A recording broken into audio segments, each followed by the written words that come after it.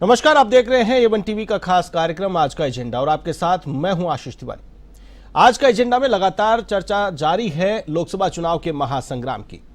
राजस्थान की 25 सीटों को लेकर एक और जहां बीजेपी मिशन 25 में जुटी हुई है, राजस्थान की 25 में से 24 सीटों पर प्रत्याशी घोषित कर दिए हैं। पिछली बार बीजेपी ने अलायंस किया था, लेकिन इस बार पूरी 25 सीटों पर बीजेपी अकेले चुनाव लड़ रही है। तो वहीं दूसरी ओर विपक्षी पार्टी कांग्रेस इंडिया गठबंधन, जिसने क्षेत्रीय पार्टियों के साथ गठबंधन किया है, अब तक 22 सीटों पर कांग्रेस के प्रत्याशी घोषित हुए हैं। तो वहीं 2 सीटों पर गठबंधन के प्रत्याशी उतारे गए हैं। आरएलपी के साथ गठबंधन किया है। नागौर सीट पर हनुमान बेनीवाल प्रत्याशी होंगे, तो वहीं सीकर सीट पर सीपीएम से कामरेड अमरा राम चुनाव लड़ेंगे। तो वहीं दोनों ही दलों की ओर से एक एक सीट अभी भी रख ली गई है। एक और जहां बीजेपी की ओर से भीलवाड़ा में प्रत्याशी की घोषणा बाकी है, तो वहीं दूसरी ओर बांसवाड़ा डूंगरपुर में कांग्रेस के पत्ते खुलना बाकी है। इन्हीं सब मुद्दों पर चर्चा करेंगे। इन पर चर्चा करने के लिए मेरे साथ स्टूडियो में मेहमान मौजूद हैं। बीजेपी प्रवक्ता लक्ष्मीकांत पारिक जी, आपका बहुत बहुत स्वागत है। तो वहीं भरत मेघवाल जी, प्रवक्ता कांग्रेस, आपका बहुत बहुत स्वागत है। सबसे पहले सवाल करना चाहूंगा लक्ष्मीकांत पारिक जी से। लक्ष्मीकांत जी, 25 में से 24 खिलाड़ी आपके मैदान में उतर चुके हैं। राजस्थान की बात कर रहे हैं। राजस्थान की 25 सीटों को लेकर के आज बातचीत करने वाले हैं। अधिकांश जो आपके नए चेहरे हैं वो देखने को मिले हैं।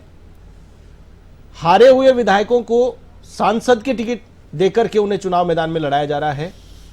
क्या कहेंगे, क्या मौजूदा सांसद 5 लाख वोटों से जीतने वाले सांसद, क्या वो सीट निकालते हुए नजर नहीं आ रहे थे?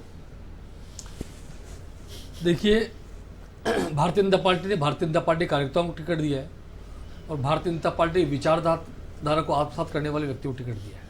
टिकट हमने भारतीय जनता पार्टी लोगों को दिया, नहीं तो हमने किसी सीट छोड़ी है और न किसी से गठबंधन किया है। राजस्थान की 25 सीटों भारतीय जनता पार्टी अपने बलबूते पर चुनाव लड़ रही है।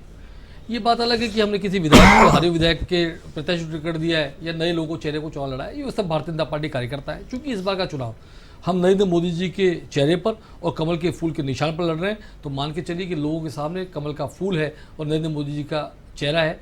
वे सब लोग भारतीय जनता पार्टी के निशान पर इस बार बटन दबने वाला है। और तो क्या प्रत्याशी गौण है इस जगह? प्रत्याशी गौण नहीं है। प्रत्याशी का अपना चेहरा है, अपना व्यक्तित्व है, प्रत्याशी की अपनी मेहनत है, अपना जनाधार है। ये बात बिल्कुल ठीक है, लेकिन बड़ी बात, बड़ी सोच के साथ भारतीय जनता पार्टी 4 तो पार के लक्ष्य के साथ निकली है और 4 तो पार का लक्ष्य हम निर्धारित है। इस बार हम 4 तो पार के बाहर जाएंगे। बिल्कुल। अजमेर सीट पे बात करें, भागीरथ चौधरी आपके मौजूदा सांसद, उन्हें विधायक का चुनाव लड़ाया गया। विधायक का चुनाव वो हारे ही नहीं, वो तीसरे नंबर पे चले गए।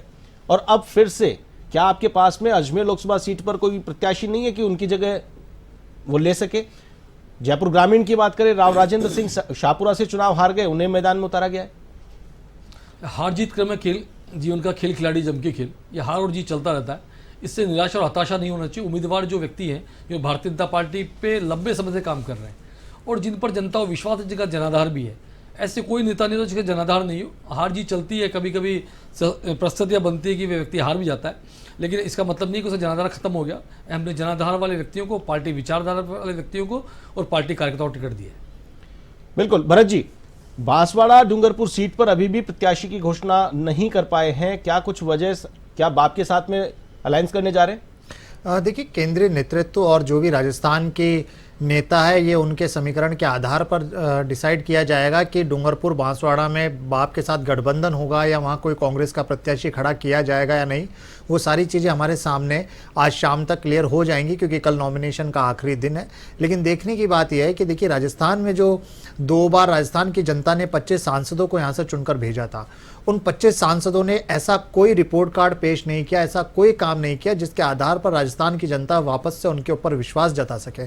और उसी का परिणाम रहा कि आप देखिए, यहाँ पे राजस्थान के अंदर इनको सीटें बदलनी पड़ी, यहाँ पर चेहरा बदलना पड़ा।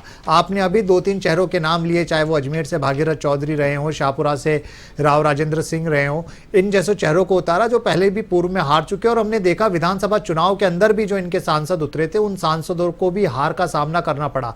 जब वो विधानसभा में चुनाव नहीं जीत सके तो क्या गारंटी है, जो गारंटी की बात प्रधानमंत्री मोदी जी करते हैं, कि वो सांसद का चुनाव भी जीत पाएंगे? और रही बात देखिए, दूसरी, गठबंधन इसलिए किया गया है क्योंकि जो आज देश के अंदर विपरीत हालात है, जो लोकतंत्र की हत्या भारतीय जनता पार्टी कर रही है, जो विपक्ष को खत्म करने का काम किया जा रहा है, जहां राहुल गांधी जी कहते हैं कि एक सेम लेवल प्लेइंग, हमारे जो अध्यक्ष है माननीय खड़गे जी वो भी कहते हैं कि सेम लेवल प्लेइंग जो एक लोकतंत्र के लिए जरूरी होता है उसको खत्म करने का प्रयास भारतीय जनता पार्टी कर रही है। और इस बार देखिएगा राजस्थान के अंदर इनको मुंहतोड़ जवाब मिलेगा। ये हार की ओर अग्रसर हो रहे हैं और उसी का परिणाम है कि इनके जो कैंडिडेट है वो कैंडिडेट भी टिकट लेकर वापस मना कर देते हैं। हमने पूरे देश के अंदर भी देखा है। लेकिन राजस्थान की राजनीति की अगर मैं बात करूंगा तो राजस्थान की राजनीति के अंदर इस बार जो कांग्रेस के कार्यकर्ताओं में जो राजस्थान की जनता है उसके अंदर जो माहौल है, आप माहौल हमें सोशल मीडिया पर भी देखने को मिल रहा है कि किस तरीके से इस बार भारतीय जनता पार्टी के कमल के निशान पर बटन नहीं दबेगा, क्योंकि बार बार मोदी जी के चेहरे के नाम पर ये जो वोट मांगते थे वो वोट इस बार नहीं मिलने वाला। हमने देखा है गजेंद्र सिंह शेखावत जी को मन से ये कहते हुए कि विकास और चीजें दूसरा काम है, हमें तो 400 पार जाना है।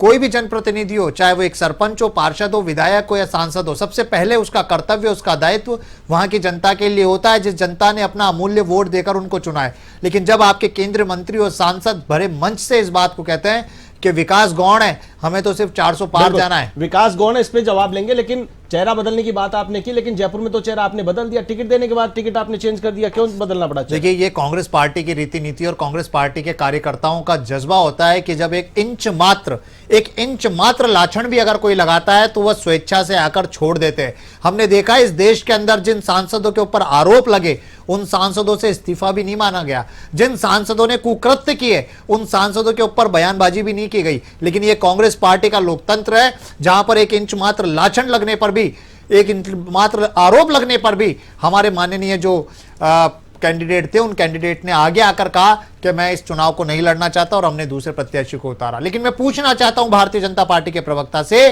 क्या वो एक ऐसा उदाहरण दे सकते हैं जहां तो आरोप सिद्ध हो गए थे तो भी इन्होंने उन सांसदों को बर्खास्त नहीं किया, जिन्होंने संसद में अमान्य हुए भाषा का उपयोग किया उन सांसदों को इन्होंने सदस्यता से नहीं हटाया? तो ये वो भारतीय जनता पार्टी जो तानाशाही की प्रवृत्ति अपना रही है। जी क्या कहेंगे? भरत जी के जो आरोप हैं, आरोपों की झड़ी इन्होंने लगाई है आपके ऊपर, क्या कहेंगे? आरोप नहीं लगाए, इन्होंने अपनी भड़ास निकालने का प्रयास किया है। कांग्रेस इस समय पूरे देश में चुनाव हार रही है, सबको पता है। कांग्रेस के प्रत्याशी राजस्थान, जयपुर जिस बात कर रहे हैं, जयपुर के अंदर जिस व्यक्ति को आप चुनाव को टिकट दिया उसे चुनाव लड़ने से मना कर दिया, कारण कुछ ही बताए हूँ। दूसरे व्यक्ति को टिकट दिया, उसका मीडिया ने जब पूछा तो उसने कहा मैं तो जबरदस्ती चुनाव लड़ रहा हूँ, मेरे पास तो नहीं, तो इस समय मेरी शक्ति चुनाव लड़ने की नहीं है और मैं शक्ति को संग्रहित करूंगा और फिर चुनाव लड़ूंगा। तो जो हारे हो मन से चुनाव लड़ रहा हो व्यक्ति क्या चुनाव लड़ेगा, ये बात तय होगी यहाँ पर। तो मेरा सीधे तौर मानना है कांग्रेस के अंदर इससे भगदड़ मची हुई है, लोग छोड़ कांग्रेस में जा रहे हैं। गुजरात के अंदर तो टिकट लेने को तैयार नहीं है कांग्रेस का, ऐसी स्थिति वहां बनी हुई है। तो जो अभी मेरे फाजिल दोस्त कह रहे थे यहाँ पर बैठकर कि संसद की मर्यादा, मैं समझ संसद की मर्यादा को तार तार करने का काम किसी ने किया तो राहुल गांधी ने किया, जिन्होंने आंख मारकर शायद मोदी जी को इम्प्रेस करने का काम किया। अब सुन लें मेरे फाजिल दोस्त, सुन लें, राहुल गांधी लगातार जब भी संसद में जाते हैं, बाहर रहते हैं, तो अपनी संसद की मर्यादाओं को, बाहर की मर्यादाओं को भूल जाते हैं। कभी कभी राहुल गांधी गारंटी की चर्चा भी आजकल देश भर में चल पड़ी है। देश का प्रधानमंत्री जो भारतीय जनता पार्टी का सबसे बड़ा नेता है, वह गारंटी देता है, उस गारंटी पर लोग विश्वास करते हैं, क्योंकि देश का प्रधानमंत्री और सबसे बड़ा नेता है भारतीय जनता पार्टी का भी, उसकी गारंटी पर विश्वास है कि वायनाड का एक सांसद गारंटी देता फिरता है, उसकी गारंटी पर कौन विश्वास करेगा? क्या खड़गे जी को गारंटी दे रहे हैं?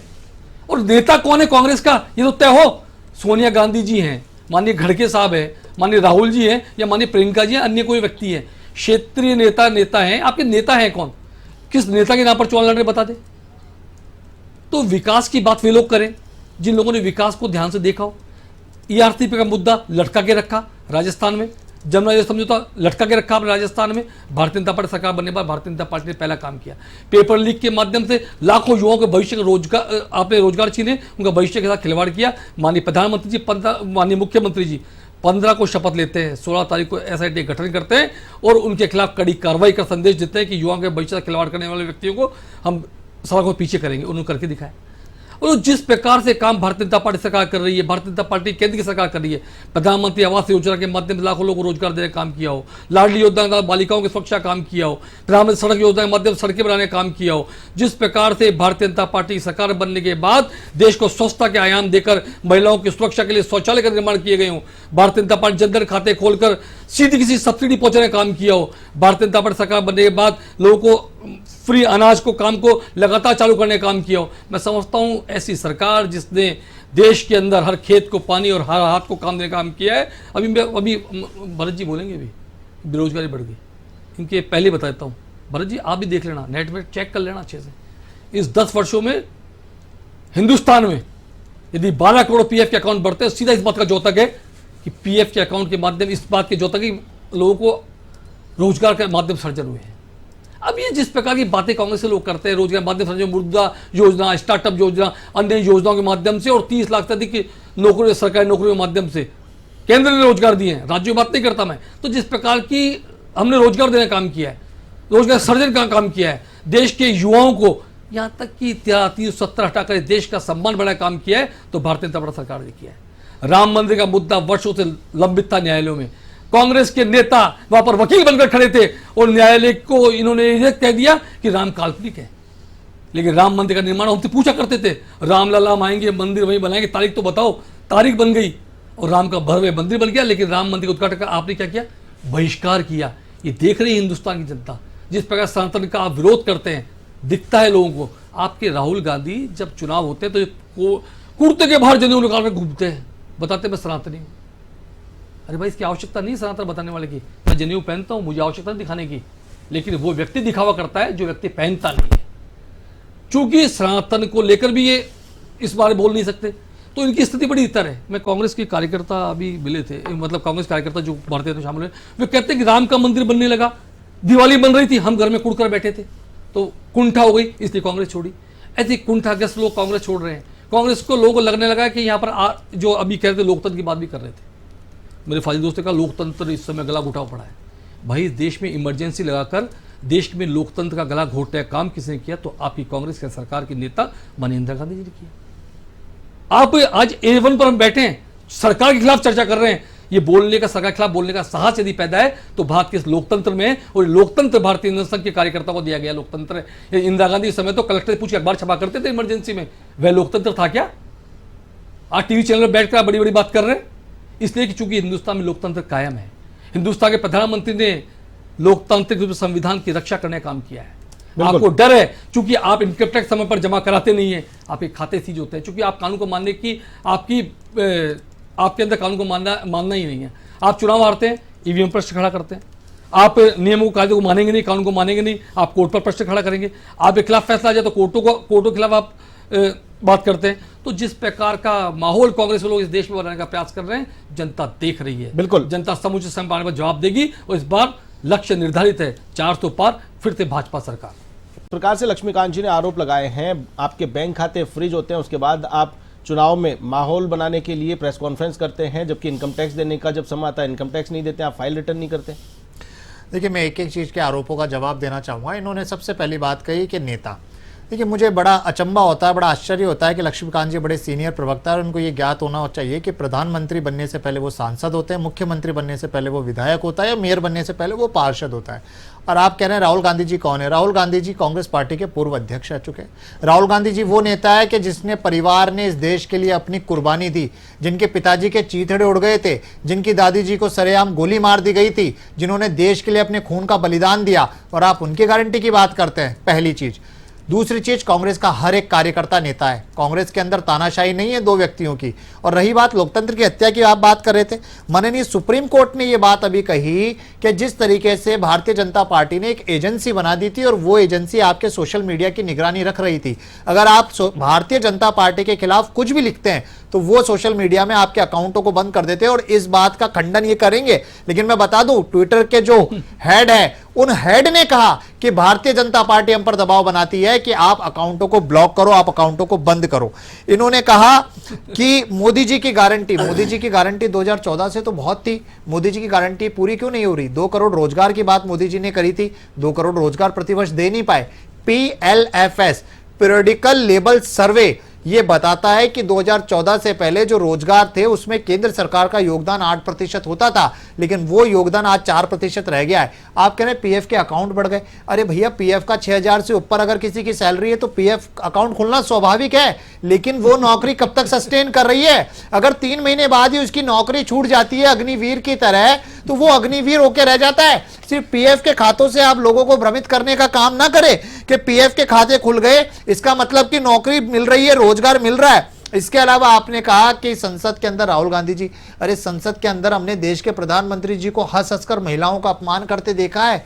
एक देश में एक राज्य की मुख्यमंत्री को ओ दीदी करते हुए कहते हुए देखा है। और हमने देखा है कि इस देश के 140 करोड़ लोगों को नगण्य कहते हुए देश के प्रधानमंत्री ने अपने आप को अकेले ही हावी करने की बात कही है। और ना जाने कितनी बार इस देश के ना जाने कितने मंचों से लोगों का अपमान करते हुए हमने इस देश के प्रधानमंत्री को देखा है। लेकिन बड़ा अचंभा होता है कि आप फिर भी नहीं मानेंगे। और मैंने आज से पूर्व भी जब A1 टीवी पे डिबेट की थी तो मैंने चैलेंज करा था कि ये 2 मिनट भी भगवान श्री राम के अलावा और राम मंदिर के अलावा बात को नहीं रख सकते। इनके जबान पे वो चीजें आएगी। और मैं फिर देश की जनता को, A1 टीवी के दर्शकों को बताना चाहता हूं कि वो माननीय सुप्रीम कोर्ट का निर्णय था। आप होते कौन है भगवान श्री राम को लेके आने वाले? अरे भगवान श्री राम तो कण कण में वास करते हैं। भगवान श्री राम सिर्फ एक मंदिर में वास नहीं करते। और भगवान श्री राम को आप पूजेंगे? भगवान श्री राम वो भगवान थे जिन्होंने तो अपने जो वहां का साम्राज्य था उसको लात मार दी थी। उन्होंने तो गरीबों की मदद की थी। उन्होंने तो अपने विरोधियों को भी जाकर ये कहा था कि इनसे शिक्षा लेकर आए। और आप वो बात करते हैं। यहां तो भगवान श्री राम को आप व्यापार करने में लगा रखा है। आपने सनातन धर्म को तो व्यापार के ऊपर ढाल रखा है। और लेकिन आज देश की जनता जान चुकी है। आज देश की जनता जानती है कि महंगाई की मार है। देश की जनता जानती है कि बेरोजगारी की मार है। देश की जनता जानती है वो भारतीय जनता पार्टी जो चंदा लेकर धंधा देती है। ये वो पार्टी है जिसने कोरोना में भी नहीं छोड़ा, लोगों की लाशों पर भी इन्होंने राजनीति करी है। और करोड़ों रुपए चंदा लेकर उन जैसी कंपनीज को, उन जैसी मेडिकल संस्थानों को इन्होंने दवाई बनाने की अनुमति दे दी जिन दवाइयों तो टेस्ट में फेल हो गई थी। और इलेक्ट्रोल बॉन्ड जब बाहर आया तब जाके धन्यवाद देते हैं सुप्रीम कोर्ट का, जो आज पता लगने लगा है कि इन्होंने किस तरीके से काम किया। कोरोना के अंदर 52 करोड़ रुपए लेकर इन लोगों ने जिस तरीके से सीरम इंस्टीट्यूट को दिया, सरकारी संस्थानों को छोड़ दिया। और आज कोरोना के बाद देश में लोग हार्ट अटैक से मर रहे हैं। हार्ट अटैक से उनकी जाने जाने लग गई है युवाओं की। लेकिन ये उस पर एक शब्द नहीं बोलेंगे। इन्होंने विपक्षी पार्टी के मुख्यमंत्रियों को है जो अंदर डाल दिया जेल के अंदर। माननीय सुप्रीम कोर्ट ने कहा कि जब तक चार्जशीट पेश नहीं होती आप इतने लंबे समय तक इतना लंबा नहीं रख सकते। लंबी झड़ी लगा दी है आरोपों की। लक्ष्मीकांत जी क्या कहेंगे? मैं फिर कहूँगा आरोप नहीं है, ये तो पढ़कर सीख कर आई बातें जो रोज कहते हैं चैनल पर ये लोग। अभी मेरे फाजिल दोस्त कई सारी बातें कर रहे, राहुल गांधी जी के बारे में चर्चा कर रहे थे, राम मंदिर को लेकर बात करते। बड़ा सीधा सा प्रश्न करता हूँ, कभी कभी इच्छा होती है कि प्रश्न भी करे कांग्रेस से। यदि आज कण कण में व्याप्त राम कहते हो आप, तब विरोध क्यों नहीं किया जब मनमोहन सिंह की सरकार ने कहा कि राम काल्पनिक थे? झूठ बोल रहे हैं, झूठ बोल रहे हैं। बीच में मैं खंडन करूंगा। मैं बोल रहे हैं आप। एएसआई का सर्वे था, वहां पर जो चीज होने वाली थी एएसआई के सर्वे ने कहा। मनमोहन सिंह की जो इंडिया अलायंस की वो सरकार थी, गठबंधन की सरकार वहां पर थी, उसने कभी डिनाई नहीं करा। आप फिर दर्शकों को झूठ बोल रहे हैं। फिर आप एएसआई ने कहा, यही आपकी गलती है। मान लेते हैं ठीक रहता है आपके नाम के नाम आप पे, आप झूठ बोल रहे हैं। और 2014 के बाद आप झूठ बोल माना। 2014 के बाद आपने नहीं माना। अरे 2014 के बाद आपने नहीं माना। आप झूठ बोल रहे हैं। मैं दर्शकों से निवेदन करूंगा जाकर पढ़े और जाकर पढ़े कि एएसआई ने क्या किया। एएसआई ने तो समय किल करना चाहते हैं मेरा, एएसआई ने तो ताजमहल के लिए भी मना कर दिया था। 2014 के बाद भारतीय जनता पार्टी ने क्या हलफनामा दिया था, क्या हलफनामा दिया था भारतीय जनता पार्टी ने 2014 के बाद राम सेतु के लिए? जाकर पढ़ के आइएगा, झूठ मत फैलाइए। मुझे लगता है टाइम किल करने के लिए आए खाली। भाजपा प्रवक्ता बोलने से समय किल कर देंगे। समय की सीमा है, यही बोलेंगे, कुछ नहीं बोलेंगे अभी। भगवान श्री राम के नाम पर आपके एजेंडे में कभी राम मंदिर था क्या? हमारे एजेंडे में राम का मंदिर था, उसको अच्छी था। और आज तक राम का मंदिर आप तो कार थे, मुलायम थे, समर्थन कर रहे थे। आप तो वे लोग हैं। भगवान श्री राम को मंदिर तक सीमित मत रखिए। अरे लोगों के दिलों में भगवान लोगों के दिलों में बसते हैं। अरे दिलों में बसते हैं, मंदिर तक सीमित नहीं है भगवान श्री राम। लक्ष्मीकांत जी, भरत जी, लक्ष्मीकांत जी मुद्दे से भटक रहे हैं। राजस्थान को लेकर, मिशन 25 को लेकर अपनी बातचीत थी। राजस्थान पर होने वाला है की बात। राजस्थान के मिशन 25 को बोलता हूं, इस मुद्दे पे लंबी बहस हो सकती है। भरत जी, राम के मुद्दे पर चुनाव, राम के मुद्दे पर चर्चा हो चुकी है, पहले भी शो हो चुका है। मैं कह रहा हूँ राम को छोड़िए, मिशन 25 की बात करिए, राजस्थान की बात करिए, राजस्थान की 25 सीटों की बात करिए। राजस्थान में अग्निवीर के नाम पर लोगों को ठगा। आज राजस्थान में किसानों अरे को किसने इनको जवाब जवाब दिया? जमीन अरे के लिए अग्निवीर देश के की नाम जनता पर को कर दिया। कैसी मुंह अरे से बुलाते शहीद करते का हैं? दर्जा दिया आपने अग्निवीर के लोगों को। अरे आज उन लोगों से, उन बच्चों से पूछो, अरे उन बच्चों से जाकर पूछो जो सुबह 4 बजे उठकर मेहनत करते हैं और उनको शहीद का दर्जा नहीं दिया जाता। अरे जो कर्नल थे, अरे कर्नल, यहाँ झूठ नहीं बोलने दिया जाएगा। आधारहीन बात कर रहे हैं, बिल्कुल आधारहीन बात कर रहे हैं। देश चैलेंज कर रहा हूं मैं, चैलेंज कर रहा हूं। अरे लोगों को 4 साल का समय लक्ष्मीकांत जी, इसका खामियाजा लोकसभा में मिलेगा। लक्ष्मीकांत जी, विधानसभा क्या हुआ? विधानसभा ये कहते थे ना, देश के युवाओं ने फिर मोदी को चुना, फिर मोदी को चुनेगा, फिर मोदी को चुनेगा। करने वाली आप 115 में कैसे राजस्थान में एक सीट अरे जीती क्या हुई हुआ है। करणपुर चलिए में? बता दीजिए। अरे करणपुर में क्या हुआ? चलिए अरे चलिए करणपुर चलिए में अंतिम क्या हुआ? भरत जी भरत जी एक मिनट का समय, एक मिनट का समय, एक मिनट भरत जी, मशीनरी लगा दी थी ना। एक बार लक्ष्मीकांत जी भरत जी को बोलने दीजिए। भरत जी 1 मिनट में बोलिए, जो कुछ बोलना है बोलिए, 1 मिनट में बोलिए। चुनाव से पूर्व अग्निवीर मंत्री बनाया था, लेकिन राजस्थान की जनता ने 12,000 से ज्यादा मतों से मात्र 1 महीने के अंदर इनको चुनाव का सामना करके दिखाया और इनको हराया। और आज भी राजस्थान की जनता, राजस्थान का किसान, युवा, महिला, हर एक व्यक्ति लोकसभा चुनाव में अब इनको बताएगा। ये जितने मुद्दे भी बातें हुई है ना, उन सब मुद्दों पर चुनाव होगा। ठीक है भरत जी, अब एक बार लक्ष्मीकांत जी को बोलने दीजिए। एक मिनट में लक्ष्मीकांत, राजस्थान में हम कहते 25 सीटें जीतेंगे। आप तो 25 चुनाव में लड़ रहे, आप तो एक सीट का नाम बता दो। वो तो हम जीतेंगे कंफर्म जीतेंगे एक सीट, वो बता दो। आप तो नाम उसी का बता दो मेघवाल जी। एक भी सीट जीत रहे हो, अरे एक सीट का नाम बताओ। अरे दो बात ही नहीं करो, सीधे बोलो कि मैं सीट जीतूंगा। एक सीट का नाम बताओ, कौन सी जीत रहे हो सीट? 25 जीतेंगे। चलो 25 जीतेंगे। चलिए आपका साथ में 25 चलिए लक्ष्मीकांत जी भरत जी,